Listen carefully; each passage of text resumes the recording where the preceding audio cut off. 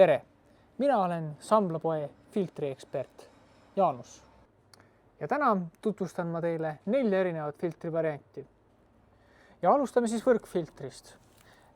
Võrkfilter on väga hea liiva, roosteosakeste ja natukene suurtemate tükkide kinni püüdmiseks. Mina tavaliselt kurnan siin makarone. Järgmiseks lähme edasi söefiltriga. Söefilter, klassikaline filter, väga hea.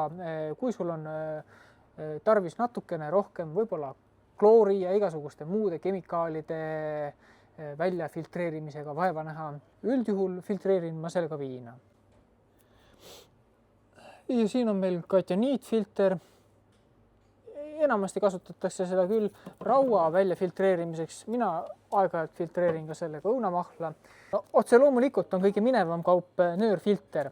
Kui sa tahad püüda kinni eriti pisikesi roosteliiva osakesi, mida iganes.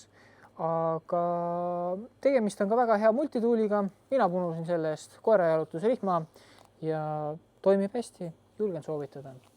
Aga see ei ole veel kõik. Kui teil on vaja ka korpust, siis on meil pakkuda ka sellele lahendus ja on ka vähe isasemaid variante, kui sa soovid natukene rohkem naabrite seas silma paista.